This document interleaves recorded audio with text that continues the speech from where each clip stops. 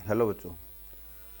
हम Indus valley civilisation का जो टॉपिक पढ़ रहे थे उसमें करेक्टरिस्टिक्स के बारे में पढ़ रहे थे। तो करेक्टरिस्टिक्स के बारे में जो हम पहले पढ़ चुके हैं उसका जो नेक्स्ट टॉपिक है वो है अपना है सील्स।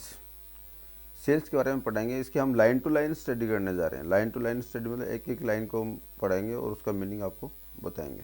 ठीक है, तो देखिए नेक्स्ट जो टॉपिक है वो है अपना sales. Overall, more than 2000 seals of Indus civilization have been found. लगभग 2000 से ज़्यादा सील्स जो हैं वो इंडस वैली के अंदर पाई गई। They are generally small. ये जो सील्स होती थी वो स्मॉल होती थी। देखो ये याद रखनी है, they are generally small, they are generally small and rectangular of the rectangular और स्क्वायर शेप। ये रेक्टेंगुलर होती थी और स्क्वायर शेप में होती थी। आप स्क्वायर और रेक्टेंगुलर जानते होंगे कि या तो ये जो सील्स देखो यहाँ पे जो ये एन इंडस सील्स ये दिखाई हुई है ना, इसीलिए ये जो सील दिखाई हुई है आपको यहाँ पे, ये देखो ये स्क्वायर शेप में सील है, ये है ना, ये स्क्वायर शेप में सील है। तो ये इस तरह की सील्स है वो पहले दिखाई जाती थी, या तो रेक्टेंगुलर में होती थी या स्क्वायर शेप में। They are made for clay. ये किससे बनाई जाती थी? ये क्ले से बनाई जाती थी। Soap stone and copper. ये जो सील्स जो होती थी, अब क्वेश्चन बनता है कि ये सील्स है वो किससे बनती थी? तो क्ले से बनती थी, सोप स्टोन से बनती थी और कॉपर से बनती थी। They are brilliantly carve on the top with figures of humans, animals found on the seals of the include unicorn, humped bull, goat, tiger, elephant, etc. They are made of clay, soapstone and copper. जो seals बनाई जाती थी वो किससे बनाई जाती थी? Shop stone से बनाई जाती थी, कॉपर से बनाई जाती थी, क्ले से बनाई जाती थी। They are brilliantly carved on the top. इनके ऊपर देखो कार्विंग की गई है। कार्विंग का मतलब होता है नक्काशी करना, खुदाई करना एक तरह से, है ना, किसी चीज़ को कुरेद कुरेद करके खुदाई करके उसमें वो कार्विंग की गई है। इनके ऊपर जो फिगर बनाए गए हैं वो किसके बनाए गए? ह्यूमंस और एनिमल्स के बनाए गए हैं। किसके बनाए गए हैं? ह्यूमंस के और एनिमल्स के बनाए गए हैं। अब एनिमल में भी कौन कौन से हैं? देखो एक तो यूनिकॉर्न है ना, हम्प्ड बैल है, हेम्प्ड बुल है, गोट है, टाइगर और एलिफेंट।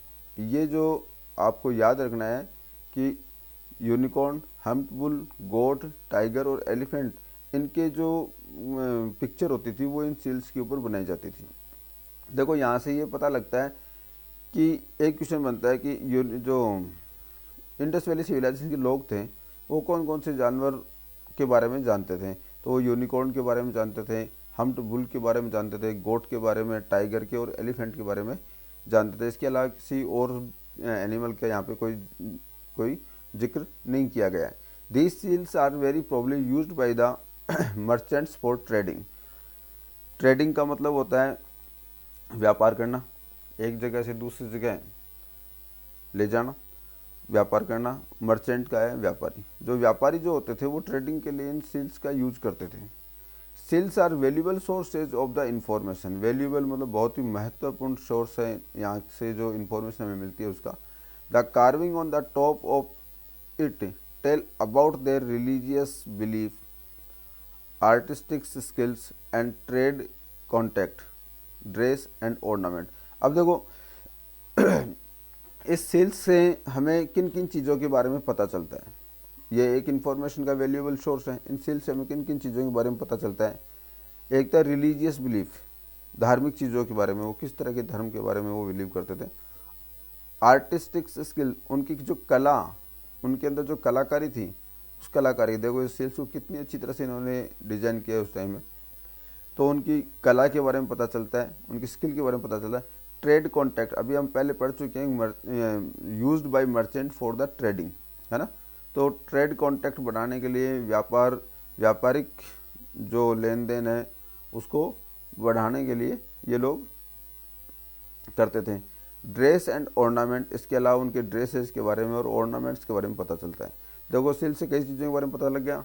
वो कौन कौन से जानवर पालते थे, उनके रिलीजियस बिलीफ क्या थे, आर्टिस्टिक स्किल्स क्या थी, आर्ट के अंदर वो क्या जानते थे, ट्रेड के बारे में पता लग गया, ड्रेस के बारे में पता लग गया और ऑर्नामेंट्स के बारे में हमें पता लगता है। अब यहाँ पे अगला जो टॉपिक पढ़ रहे हैं उसमें the script written on the seal is still a mystery for the historian.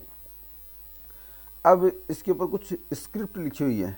Script क्या होती है? जो हाथ से लिखी हुई चीज़ें, है ना, वो है। परंतु ये इनके लिए मिस्ट्री बना हुआ है, हिस्ट्रियंस के लिए मिस्ट्री बना हुआ है। मिस्ट्री का मतलब होता है रहस्य, है ना, अभी भी एक रहस्य बना हुआ है। It will reveal more detail about Indus people when it is the deciphered. It will reveal more detail about the Indus people when it decified। डेसिफाइड का मतलब होता है यहाँ पे, डेसिफाइड जो है इसका मतलब होता है मतलब निकालना। It will reveal more detail, इसके बारे में और चीज़ों के बारे में जानकारी मिलती है। About the Indus people when it is deciphered, तो इसके बारे में हम बहुत सी चीज़ों के मतलब निकाल सकते हैं, इनके और चीज़ों के बारे में जानकारी मिलती हैं। रिलीजियस बिलीफ, अब देखो सबसे पहले बात कर रहे हैं हम इसके अंदर रिलीजियस बिलीफ की, है ना। अभी हमने पढ़ा था कि स्किल्स, इनको रिलीजियस बिलीफ है, इस आर्टिस्टिक स्किल्स हैं, ड्रेस हैं, ऑर्नामेंट हैं, एनिमल्स के बारे में, इन सब चीज़ों के बारे में पता चलता है। तो सबसे पहले इसके अंदर रिलीजियस बिलीफ के बारे में बताया गया है। The religion of the Indus people has some interesting aspects, ये एक बहुत ही इंटरेस्टिंग पहलू है। एस्पेक्ट्स का मतलब होता है पहलू, एस्पेक्ट्स का मतलब क्या है? पहलू, है ना, इसका मतलब होता है पहलू। तो इंडस वैली लोगों के लिए बहुत ही इंटरेस्टिंग एस्पेक्ट्स था।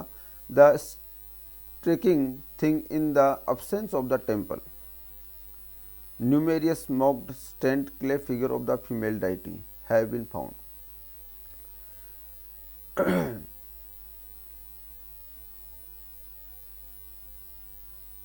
The striking thing is absence of the temple, absence of temple मतलब मंदिरों की अनुपस्थिति में, है ना। यहाँ पे मंदिरों की मंदिर नहीं थे, फिर भी उनके बिना भी हमें बहुत चीज़ों के बारे में चीज़ें पता चलती हैं। Numerous smoked stone clay figure of the female deity, female deity का मतलब होता है स्त्री देवता, है ना। स्त्री देवताओं के बारे, उनके जो फिगर मिले हैं, स्त्री देवताओं के जो फिगर मिले हैं, उससे क्ले के ऊपर जो स्त्री देवताओं के बारे में हमें जानकारी मिलती है। This was probably the mother of गोडेस, इसका मतलब जो स्त्री देवता थे उसको क्या थे? मातृ देवी। मदर गोडेस का मतलब होता है मातृ देवी, यानी वो मातृ देवी की पूजा किया करते थे, ठीक है। तो रिलीजियस के बारे में देखो, यहाँ पे मंदिर वंदिर तो नहीं थे, परंतु यहाँ पे फीमेल डाइटी, है ना, स्त्री देवता के बारे में पता चलता है, जिसे मातृ देवी कहा जाता है। ए 3 फेस्ड फिगर स्टिकिंग इन योगिक पोस्चर, है ना, योगिक योग मुद्रा, योगासन करते हैं ना, प्राणायाम करते हैं, तो योग मुद्रा में, योगिक पोस्चर में एक फिगर मिला है। And surrounded by the various animal, देखो ये रही ये पिक्चर, है ना। इस पिक्चर में देखो ये योग मुद्रा, योगासन लगाए हुए हैं, और यहाँ इसके चारों तरफ एनिमल्स की पिक्चर्स है वो कार्विंग की गई है ना। Surrounded by the various animals engraved on the some seals, कुछ सील्स के ऊपर एनिमल्स मतलब योग मुद्रा में बनाया हुआ है और इसके ऊपर कार्विंग की गई है।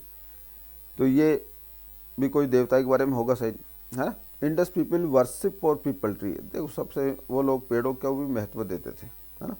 तो वो पीपल ट्री के बारे में, पीपल ट्री की भी पूजा किया करते थे, पीपल के पेड़ की पूजा किया करते थे। A large number of animals have been found which suggest that it was considered as a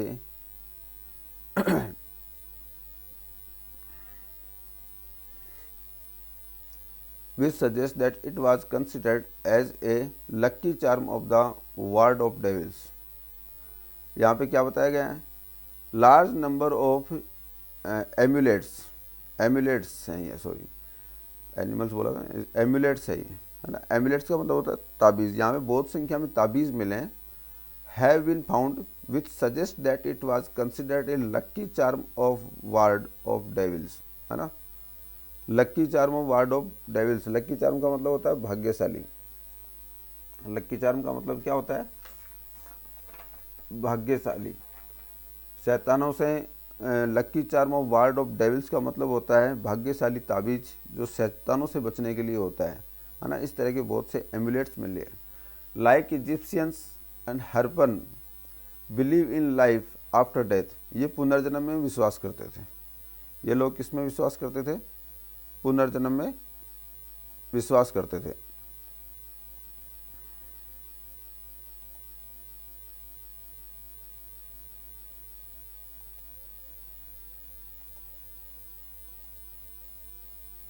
ये लोग पुनर्जन्म में विश्वास करते थे। They buried their dead together with item of food. Buried का मतलब होता है दफनाना। जब किसी की मृत्यु हो जाती थी तो ये उसे दफनाते थे, है ना। और उसके साथ बहुत सारे जो फूड आइटम है वो रखते थे, बर्तन रखते थे, ऑर्नामेंट्स रखते थे, ये सब चीज़ें उसकी जो पसंदीदा चीज़ें होती थी वो सब रखते थे। Some time they cremated the dead and kept the ashes of bones in an urn along with the item of the daily use. Sometimes they cremated का मतलब होता है दाह संस्कार करना, है ना। कभी कभी दे क्रेमेटेड द डेथ, वो कभी कभी जब उनका दाह संस्कार करते थे, केप्ट द ashes और bones in an urn along with the item of daily uses, वो उनकी हड्डियाँ और जो राख होती थी, है ना, उनके साथ भी वो रखते थे, है ना। दाह संस्कार करते थे तो दाह संस्कार के अंदर जो उसकी हड्डियाँ वगैरह जो होते थे वो उसको एक कलश में रखते थे। अर्ण का मतलब होता है कलश, है ना, तो उसे एक कलश में रखते थे। ठीक है, तो इस तरह से पता चलता है कि उनका रिलीजियस बिलीफ क्या था। तो रिलीजियस बिलीफ के अंदर एक तो वो फीमेल डाइटी के बारे में बिलीव करते थे, मदर ऑफ गॉडेस जिसको कहा जाता था। एक यौगिक पोस्टर जो मिला है वहाँ पे उसके बारे में पता चलता है। एक वो पीपल ट्री, पीपल की पूजा करते थे। इसके अलावा एमुलेट्स, ताबीज़ के ऊपर विश्वास करते थे, जिसमें उनको ये उनके लिए लकी चार्म होता था कि ये उनको शैतानों से बचाएगा। ठीक है, वो पुनर्जन्म में बिलीव करते थे। इसके अलावा वो जब ब्यूरिड करते थे, जब दफनाने की जो प्रक्रिया होती थी, तो दफनाने के अंदर फूड यूटेंसिल ऑर्नामेंट उनकी पसंदीदा चीज़ें रखते थे। और दाह संस्कार के अंदर जब दाह संस्कार करते थे तब उनके हड्डियाँ और जो राख होती थी उसको वो एक कलश के अंदर अपने पास रखा करते थे। मेरा ये वीडियो कैसे लगे मुझे बताना, कमेंट करना, लाइक करना और सब्सक्राइब करना। Thank you.